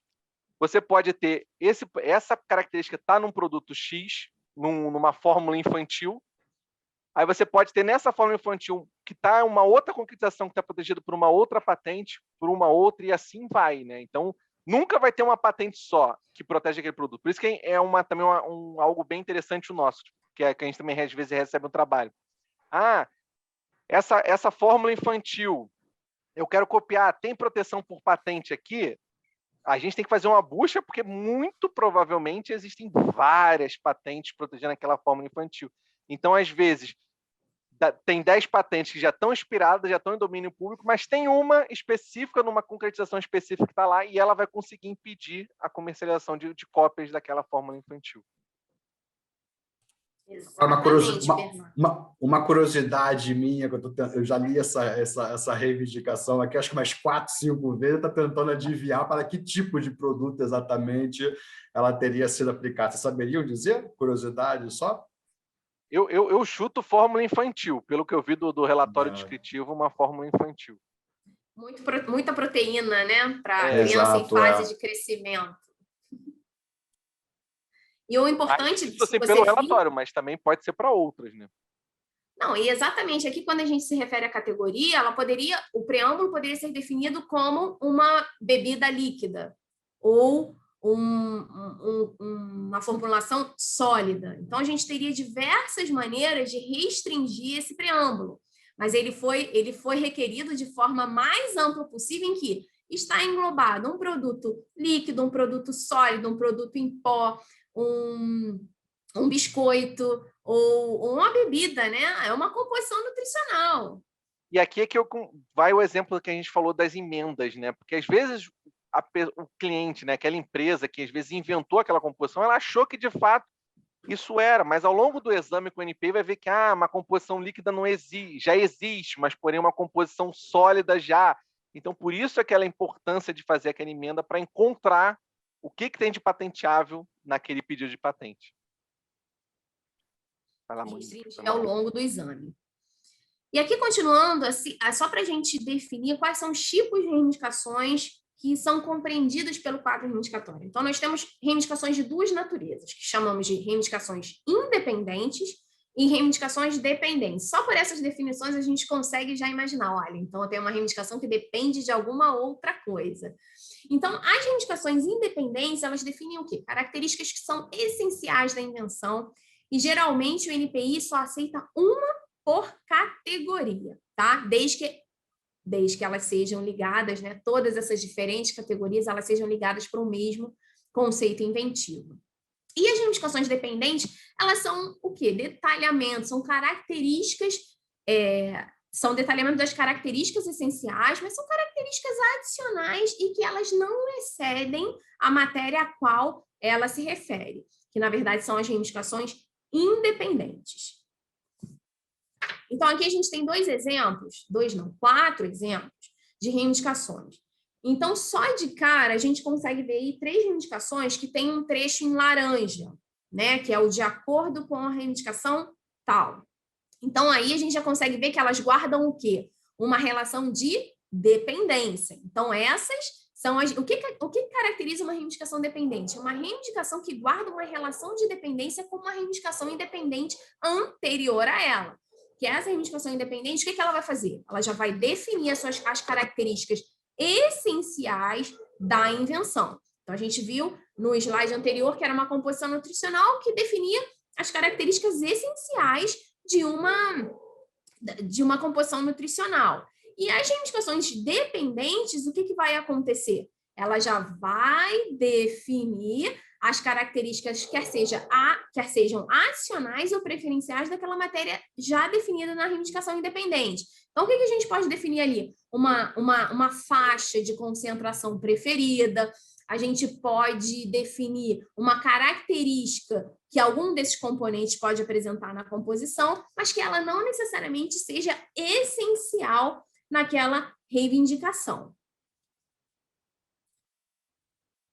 Eu vi que tem uma pergunta aqui com relação à composição. Eu acabei de falar, quando a gente falar de novidade, acabei de mandar, que a gente vai conseguir responder. É melhor. Porque a gente tem um exemplo, né? Então, aqui, no slide anterior, a gente tem os requisitos de patenteabilidade, que eles vão ser destrinchados mais à frente, mas a gente vai iniciar com o mais genérico e mais fácil de se compreender, que é o de aplicação industrial. Então, a gente tem os requisitos de patenteabilidade, que a gente vem dizendo ao longo dessa apresentação, que são novidade, atividade inventiva e aplicação industrial. E a aplicação industrial, o que isso significa? Aplicação industrial. O termo indústria, ele deve ser interpretado de forma mais ampla possível. Então, o que quer dizer? Que aquela invenção, ela deve ser produzida, reproduzida em qualquer ramo de atividade produtiva. Ou seja, ela deve ser possível, uma invenção que pode ser utilizada, produzida ou aplicada em qualquer tipo de indústria. Então, a invenção, ela não deve possuir uma utilidade, não necessariamente melhor ou diferente, e a invenção não deve ter caráter individualizado. Um exemplo, um método para tratar uma criança. Então, quando você vai tratar uma criança, aquilo é individualizado. Você não consegue fazer um tratamento em massa como se faz numa fábrica. Então, quando a gente diz que não deve ter um caráter individualizado, é literalmente isso, é tratar um a um. Então, no caso, a aplicação industrial significa que deve ser aplicado a qualquer tipo ou ramo da indústria produzido, utilizado ou produzido. O requisito de novidade, a gente costuma dizer, novidade, eu costumo dizer que é um requisito preto no branco, né? Então, preto no branco significa, ele de fato não foi revelado. Significa que não tem qualquer documento no estado da técnica, que já foi definido, que é um documento que não esteja disponível ao público até a data de depósito pedido de patente, que define exatamente aquela invenção. Então, a gente chama de requisitos, né? A novidade absoluta, o princípio de um documento único, qualquer meio ou lugar. Qualquer meio ou lugar, porque o estado da técnica é tudo que é disponível ao público até a data de depósito de pedido de patente. O princípio do documento único é, para atender o requisito de novidade, eu não preciso ter 5 documentos para comprovar que aquilo está revelado. Um único documento deve ser suficiente, na verdade, ele deve revelar a minha matéria integralmente para que eu considere que a minha invenção não atende ao requisito de novidade. E as informações importantes é que a invenção não é nova quando suas características estão descritas de forma explícita e suficiente. A novidade ela deve ser apurada sobre a reivindicação como um todo e não um conjunto de reivindicações. Eu pegar a reivindicação 5, 3 e 1 para dizer que não existe novidade. E a ausência de novidade ela não pode se basear em hipótese. Eu não posso tirar uma conclusão que não está descrita naquele documento, que eu chamo de estado da técnica, e dizer que aquela invenção não atende ao requisito de novidade. Porque essa objeção ela vai meramente se basear em uma hipótese ou uma especulação, e isso não é aceito. Aqui a gente tem mais um item importante com relação ao requisito de novidade, que é o que a gente chama de período de graça. O artigo 12 da lei diz que não é considerado estado da técnica qualquer divulgação de uma invenção se ela for ocorrida no prazo de 12 meses que antecedem o depósito ou a prioridade de um pedido de patente se ela for realizada pelo inventor ou por terceiros com base na informação que foi revelada, descrita ou obtida direta ou indiretamente pelo inventor ou pelos atos realizados por ela. E por que isso é tão importante? Porque, às vezes, principalmente na área de pesquisa, se preocupa muito em divulgar os dados ou os resultados sem ter depositado um pedido de patente. Então, aquele documento, se você tiver a intenção de depositar um pedido de patente e exceder esse prazo de 12 meses, o NPI vai considerar aquela descrição ou divulgação realizada por você, o próprio inventor, como estado da técnica, se exceder o prazo de 12 meses. Se ele estiver dentro da janela de 12 meses, o NPI vai considerar que aquele documento deriva do próprio inventor e como a lei tem um dispositivo que protege ou garante essa proteção do inventor, ele pode sim, não precisa no período de depósito, ao depositar um pedido de patente, depositar ou apresentar qualquer tipo de declaração ou formulário em que você revele que aquela invenção foi descrita anteriormente. Mas, durante o exame, o NPI pode ser que o NPI peça algum tipo de esclarecimento.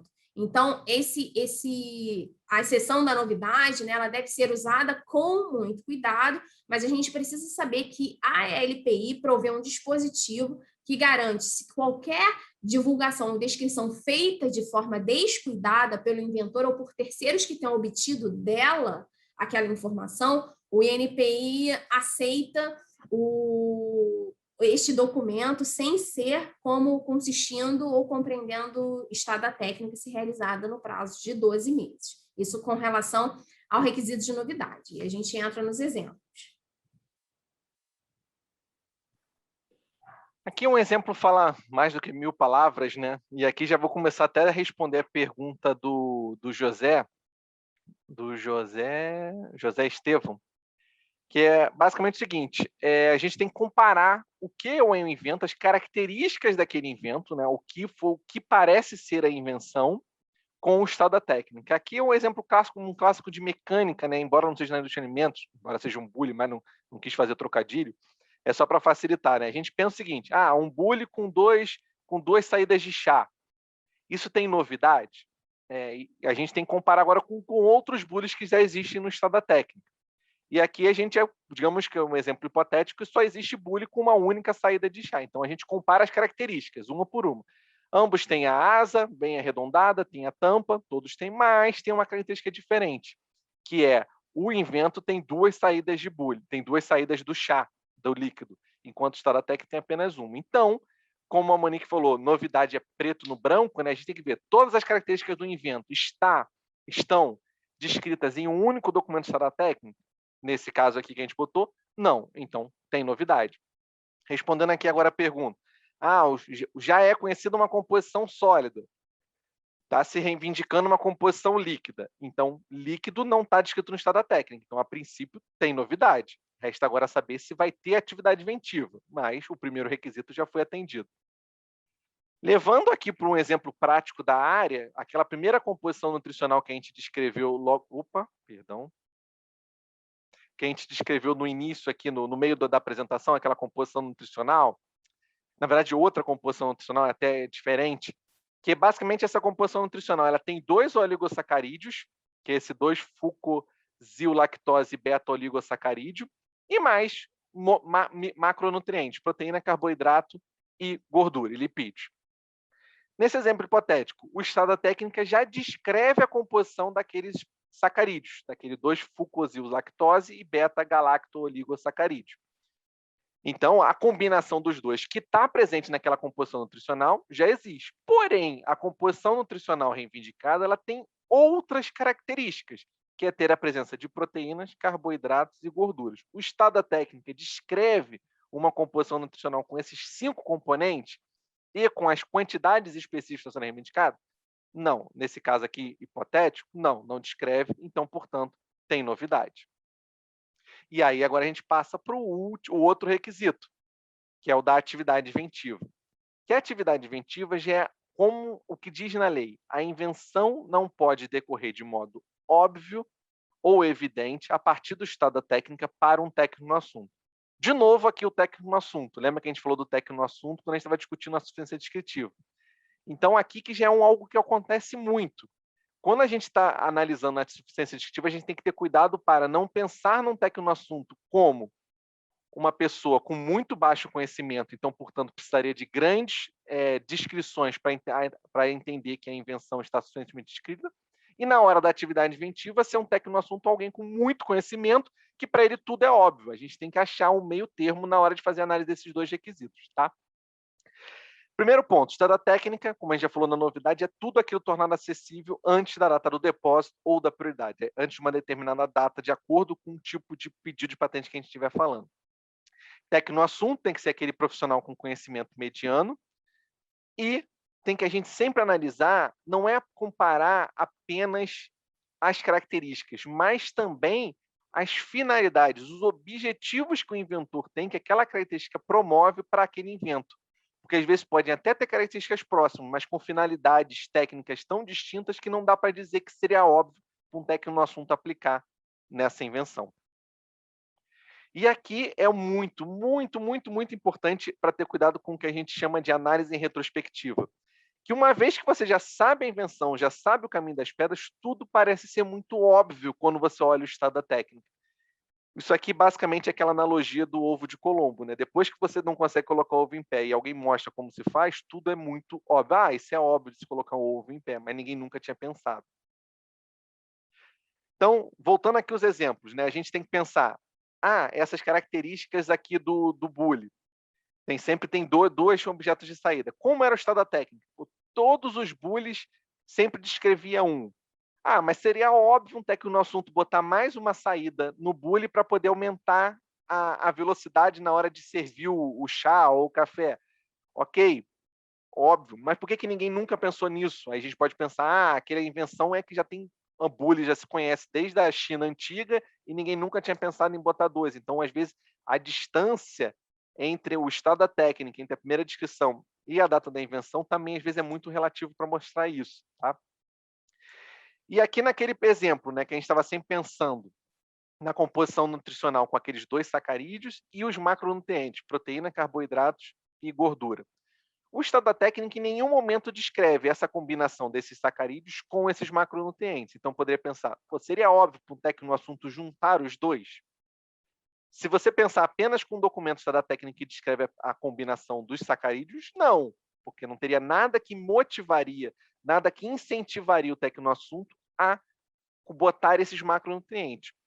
Porém, se você pega as regras da Anvisa, que define os critérios quanto ao perfil de macronutriente para uma composição nutricional, a gente compara com esses macronutrientes presentes na composição nutricional, você vê que nada mais é do que algo para cumprir uma regra da Anvisa. Então, é algo que não é óbvio. Não é que ele juntou a combinação junto com os macronutrientes para atingir um determinado efeito. Na verdade, ele só botou esses macronutrientes para poder atingir as regras da Anvisa, para que sim se consiga um composto nutricional. Então, aí a gente pode pensar que não tem atividade inventiva. Mas agora tem um efeito técnico inesperado. Essa combinação já tinha um documento, ninguém nunca conseguiu juntar essa combinação com os macronutrientes, porque era tecnicamente impossível no processo entupir a tubulação, não sei qual era o problema. Então aí sim a gente está falando de um salto inventivo. Teve um problema técnico superado e é uma forma inesperada. Então, sim. Aí, voltando agora no exemplo que o José mandou, já era se conhecido uma composição sólida, ele está falando uma composição líquida. Por quê? Qual é a diferença? O que foi superado? Foi superado algum problema técnico? Sim, foi superado. Mas era esperado que esse problema técnico fosse superado com uma composição líquida? Não, porque, cara, não conseguia nem imaginar que essa composição poderia estar na forma líquida. Então, assim, a gente tem tem atividade inventiva. Mas se tiver destituída de um efeito técnico ou de um pulo do gato ou alguma coisa que mostrasse, desmotivasse o técnico no assunto, então não tem atividade inventiva. Basicamente, só pegou uma forma sólida e botou líquida. E aqui é uma parte que eu vou até passar mais rapidamente, mas é porque é uma forma de tentar dar mais segurança jurídica à análise da atividade inventiva, né? Porque a gente já estava sempre falando de óbvio é sempre uma coisa subjetiva, a gente tem que se colocar, às vezes, num técnico no assunto, né? Então, quando a gente estiver examinando, o NPI estiver examinando, o examinador estiver examinando, esse examinador tem doutorado, então não é óbvio para ele tem que dar um passo para trás, se colocar no homem médio e analisar aquela invenção. Então, isso tudo começa a ficar muito subjetivo, e para tentar evitar que a conclusão do NPI ou do judiciário, ou seja lá quem estiver analisando, não seja pessoal, porque eu posso às vezes achar que não tem atividade inventiva, aí a Monique já acha, então para tentar dar uma certa segurança jurídica foram inventados métodos de verificação da atividade inventiva. Esse aqui é um método que está na diretriz de exame do NPI, que é basicamente, o NPI não deu esse nome, mas é basicamente o que chamam do problema pela solução. Você determina o estado da técnica mais próximo, aquele documento do estado da técnica mais próximo, aquele que está no mesmo campo técnico da sua invenção e que descreve o maior número possível de características daquela sua invenção. Tá? Você vê o que tem de diferente e vê o que essa diferença promove. Que efeito técnico essa diferença promove. E aí sim você analisa. O técnico no assunto, a partir daquele documento do estado da técnica mais próximo, seria motivado a efetuar aquelas alterações com o objetivo de alcançar aquele determinado efeito? Se a resposta for sim, então ele seria motivado e aí não tem atividade inventiva. Se a resposta for não, o tecnoassunto não seria motivado, então tem atividade inventiva. E aqui sempre tem que ter em mente que é motivação, motivar o tecnoassunto a percorrer a escolher e percorrer um determinado caminho que levaria à invenção. Não é se o tecnoassunto poderia escolher e percorrer. Essa não é a análise da atividade inventiva, porque sempre o tecnoassunto poderia percorrer aquele caminho para chegar à invenção. Mas a dúvida não é se ele percorreria, se o estado da técnica motivaria ele a percorrer aquele caminho. Tá? Isso é muito importante. Muitas das vezes a gente encontra, no judiciário, principalmente com os peritos, essa parte. Que, seria óbvio que qualquer um poderia chegar. Sim, qualquer um poderia chegar, mas não é essa análise que a gente tem que fazer. E aqui é um outro exemplo que é muito próximo, mas é um teste que está sendo muito usado no judiciário, principalmente na 13ª Vara, da doutora Márcia Maria Nunes, que é essa juíza federal, ela desenvolveu esse método que é muito próximo ao NPI. É basicamente a mesma coisa, você tem etapas que você vai cumprindo para se chegar na análise da atividade inventiva. Única invenção de seleção. E aqui a gente continua com uma invenção que a gente chama de invenção de seleção. Isso significa que essa invenção de seleção, ela é um elemento individual, mas que ela faz parte de um subconjunto ou de uma faixa que já tenha sido, de alguma forma, anteriormente descrito, tá? Não revelado, porque isso é importante. A invenção de seleção é importante que a gente está falando que é uma seleção, está dizendo que ela está selecionada de alguma faixa ou subconjunto, mas ela não deve estar explicitamente definida nem revelada no estado da técnica. Isso significa que o documento anterior considerado como estado da técnica não pode revelar aquilo que a gente está considerando uma invenção. Um exemplo, uma faixa de temperatura de um processo de fabricação de um biscoito. Então, ele é realizado em temperaturas de aproximadamente 25 graus, mas não está descrito naquele documento que aquele processo é catalisado, se torna mais barato se realizado na faixa de 43 a 47 graus. Então, é isso que a gente chama de seleção, né? Ele está revelado no estado da técnica, mas ele não está revelado de forma explícita. Então, o estado da técnica deve conter uma descrição que seja genérica ou que seja abrangente, né? O meu processo com uma faixa de 0 a 50, e aí eu seleciono uma faixa de 25 a 30 específico que não estava revelado lá, e eu digo que é uma invenção de seleção. Mas, para que ela seja considerada invenção de seleção, ela deve ter o quê? Um efeito técnico inesperado. Então, se a gente tiver um pedido anterior e aquela invenção, a gente observa, né, que aquela invenção específica, em dadas características ou de temperatura, de pressão, ou até de quantidade, naquela faixa específica, ela tem um efeito técnico inesperado ou surpreendente, a gente pode depositar um pedido que a gente chama de invenção de seleção. E aí, agora a gente vai com as possibilidades de anular uma patente. Isso pode ser feito tanto no NPI quanto na esfera da Justiça Federal. No NPI, o artigo 51 da lei diz que qualquer legítimo, né, que tenha um legítimo interesse, que atenda aos requisitos, né, de dizer que a invenção ela não atende a qualquer dos requisitos legais, ou não atende os requisitos do pedido, ou ela excede a matéria o conteúdo do pedido originalmente depositado, ou quando no processo administrativo tiver sido omitido quaisquer das formalidades essenciais da concessão, uma pessoa com legítimo interesse pode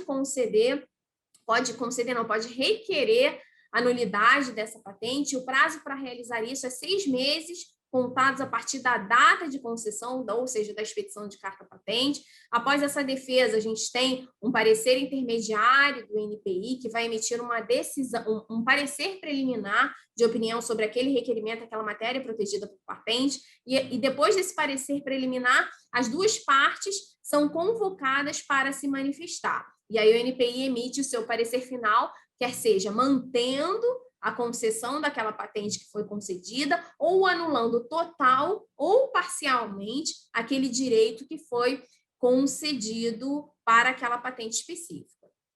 E também podemos fazer isso na esfera judicial.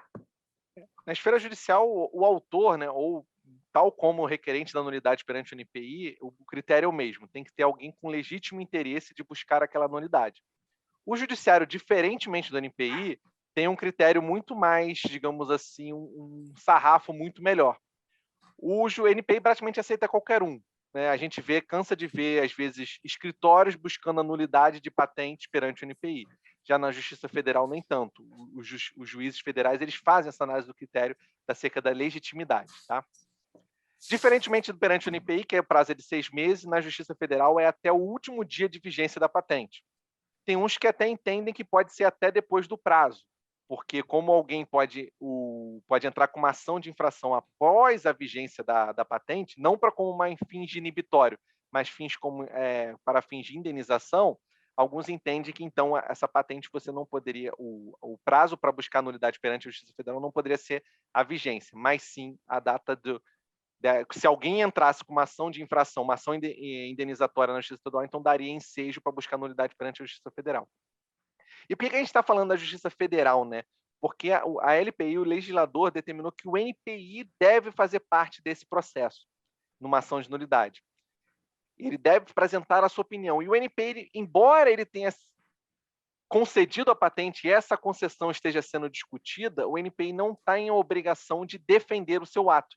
Ele pode analisar os argumentos do autor e os argumentos do réu, né, titular da patente, e dar a sua opinião, reconhecer que errei, não deveria ter concedido a patente, ou então tomar ciência de, às vezes, um documento de história técnica que não foi encontrado na busca, ele não teve conhecimento. Então ele fala, agora essa invenção não atende novidade, então essa patente deve ser nula. Ou então o NPI mantém a sua posição. Diante disso, o NPI tem uma posição, digamos assim, flexível. Ora ele fica, digamos, no polo ativo, ora no polo passivo. Ou dinâmica, como também já dinâmica, se fala. É isso, Dinâmica, exatamente. Né? Litisconsórcio dinâmico. Exatamente. E aqui, por final, indo para a parte da infração, né, que é quando a gente analisa se tem aquela infração, a gente sempre compara o produto alegadamente infrator com o quadro reivindicatório. Né? Lembra que a Monique falou que é a parte que define quando é pedido de patente aquilo que se busca proteção e quando é patente aquilo que a patente de fato protege. Seguindo aquele exemplo de uma composição nutricional, eu pintei aqui de faixa, a gente pintou aqui de faixa para tentar saber as características. Né? A gente dividiu essa reivindicação em 4 características, A, B e C. A é composição nutricional, é compreendendo a proteína nessa determinada quantidade, nessa proporção. Então, a gente compara. O produto 1, ele tem a característica A? Tem a B, tem a C, tem a D. Então, tem infração. E é o que a gente chama de infração literal. Ou seja, tudo que está definido na reivindicação daquela patente, aquela reivindicação independente, né, que é aquela que define, digamos assim, um escopo mais amplo de proteção de uma patente, o produto tem, então tem infração literal. Usando o produto 2, ele além de ter as características A, B, C e D, ele tem a característica E. Nesse caso, é infração? Sim, é infração, porque a ideia não é ver se o produto engloba ou não. Basicamente, a ideia é exatamente essa. Se o produto englobar a matéria protegida da patente, tem infração. Aqui a análise é diferente da análise de novidade.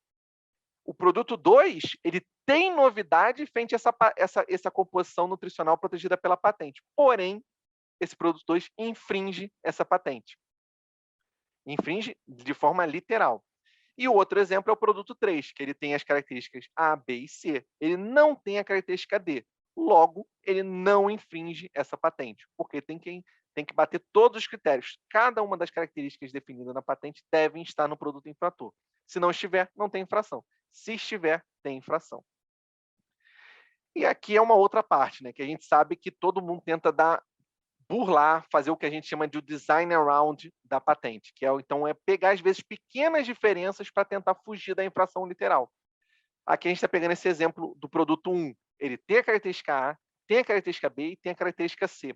Porém, a característica D é uma pequena diferença, tanto é que eu chamei de D'. É que, por exemplo, essa proporção aqui em peso, do dele não é 1 para 2, mas sim 1 para 1,9, 1,85.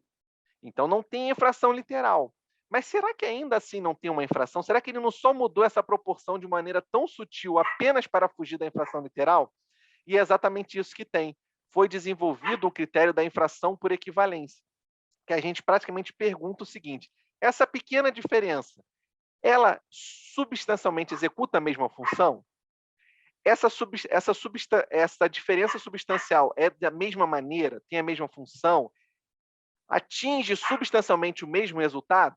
Se a resposta a cada uma dessas perguntas for sim, então tem infração, só que agora não infração literal, e infração por equivalência.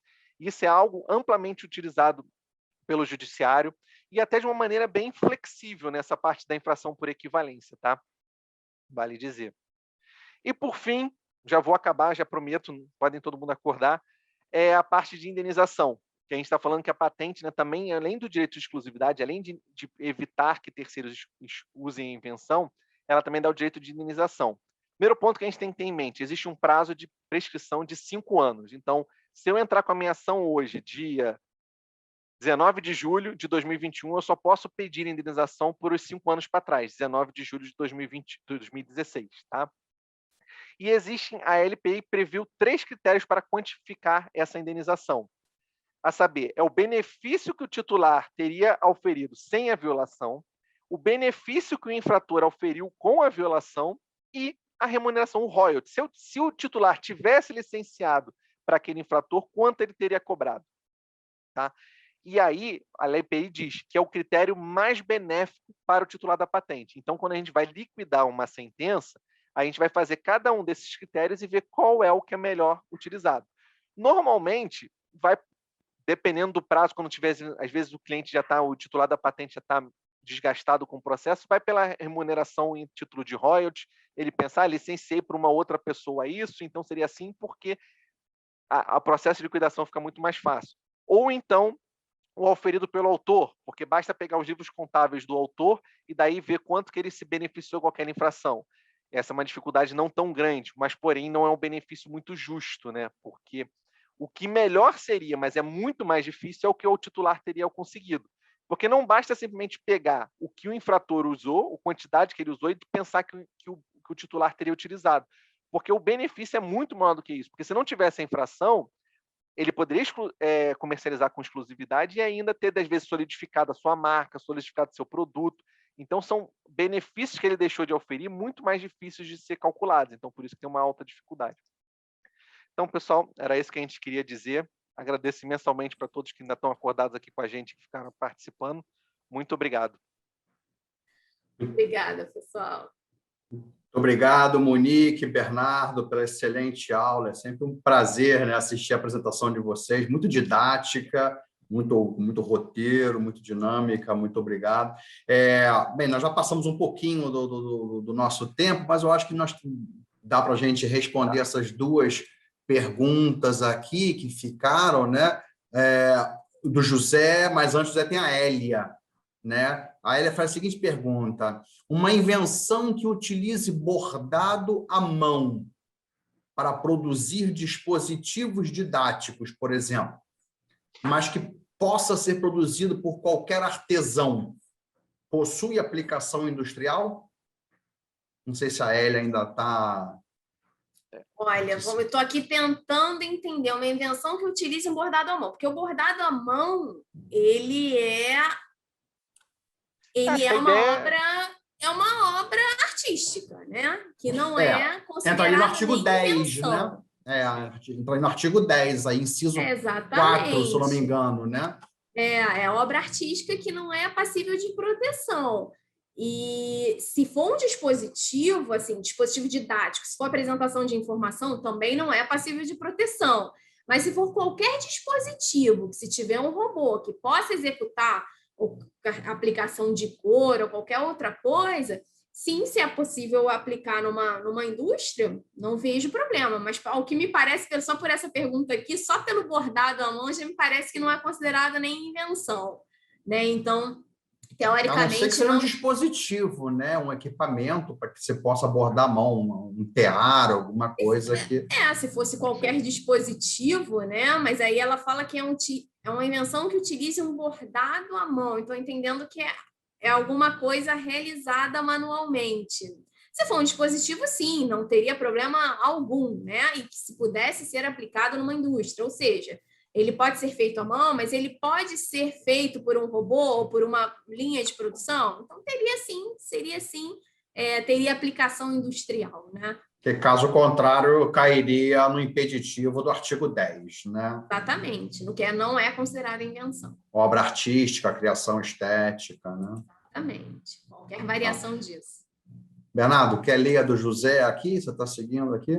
Nos casos de ação buscando nulidade de ato administrativo, o NPI conta com a tal posição dinâmica no processo. Sim, é aquela que ele, de acordo com a posição dele, ele vai para o polo passivo ou ativo. E no caso do ato ser revertido anulado, o NPI paga as custas? Excelente pergunta. O NPI sempre ele tenta evitar o pagamento dessas custas, mas ele vai basicamente tentar ver de qual foi a posição dele. Se ele se colocou como o autor, né, se ele foi como se virou coautor dessa ação de nulidade, ele sempre foi o ato, o NPI entende que não deveria pagar. Agora, se ele foi o réu, sempre defendeu o ato, então sim, o NPI, na minha opinião, deveria pagar. Mas o judiciário anda flexibilizando isso. Já vejo algumas decisões que já são mais flexíveis sobre a condenação do NPI a honorários de sucumbência. Depois tem a pergunta do Bruno Luiz. Então, não haveria infração parcial? Eu não sei se foi na sequência do seu slide, Bernardo, que o Bruno fez infração... Não, assim, se estiver vendo do produto 3, né, que eu falei que ele teria 3 das 4 características da patente, não, porque não dá para pensar em critério de infração parcial, porque a gente tem que sempre ver todos os critérios definidos numa reivindicação, que é exatamente a reivindicação, né, todas aquelas características que estão na reivindicação, ela define o que é de fato a invenção e que é o que a patente protege. Então, se a gente começar a pensar só em 2 de 4, em pensar numa infração literal, acho que aí infração parcial começa a fugir do sistema. Então, na verdade, a patente está protegendo algo que ela não protege. Então, talvez a patente nem tivesse novidade. Porque eu acho que esse é o critério. Então, na análise de infrações, a gente tem que pensar o seguinte: tem 5, 2, 10 características, todas as características definidas na reivindicação devem estar presentes no produto infrator. Inclusive, ele pergunta mais adiante também, mesmo no caso de patente de produtos com características físicas, ele fez essa pergunta logo em seguida. Sim, se a característica física está na reivindicação, sim. Por exemplo, agora a gente está pensando numa composição nutricional. Lá a reivindicação ela não define se é líquida, se é sólida, se é em pó, ela não está falando nada. Então, qualquer composição que atendia aquelas características tem infração. Agora, se eu coloco a composição nutricional na forma líquida, então aquele sólida não infringe, apenas o líquido. Porque eu estou botando... quanto mais características tem, é algo assim um pouco contra-intuitivo de primeiro momento, né? Quanto mais características tem numa reivindicação, menor é o escopo de proteção, que são mais critérios que o produto infrator deve atender, digamos assim, né? Se você parar para pensar. Perfeito. Não sei porquê, mas estava na sala de produtos nutricionais e me veio sustagem na cabeça, quantas patentes poderiam ter naqueles produtos de sustagem. Provavelmente. Então... Maravilha, eu acho que... Verifique aí, mas eu acho que de perguntas foram todas, né? Então, foram todas. Estão agradecendo e parabenizando, e eu faço coro aqui com o nosso chat, né? Também parabenizo, né, Monique, Bernardo, pela aula tão didática. Sem sombra de dúvida, a patente ela é muito densa, é uma matéria muito densa, mas eu acho que vocês atingiram plenamente o objetivo do curso, né, que foi destrinchar, né, o passo a passo desse longo processo, né, longo no sentido duplo da palavra, né? Não só de meses, mas também de todo o conteúdo que pode passar também na mão dos examinadores em primeira e segunda instância. Então, pessoal, eu agradeço em nome do IDS, parabenizando vocês dois também pela aula brilhante e já comunicando também aos nossos ouvintes aqui que o nosso curso segue na quarta-feira com uma aula não mais de patente, agora a gente vai mudar também, vai mudar um pouco o escopo nosso aqui, a gente vai passar para a parte de publicidade e marketing na área de alimentos e bebidas. Eu terei o prazer de conduzir essa aula de quarta-feira, então estão todos já bem-vindos na aula de quarta-feira sobre publicidade e marketing no setor de alimentos e bebidas. Tá bom? Imperdível, imperdível. Tá ótimo, obrigado. Não é só porque foi meu professor, não. Obrigado pela propaganda. Tá ótimo, pessoal. Muito obrigado novamente. Desejo a todos e todas uma excelente noite e até a quarta-feira. Tchau, tchau. Boa noite a todos. Tchau, boa noite, pessoal.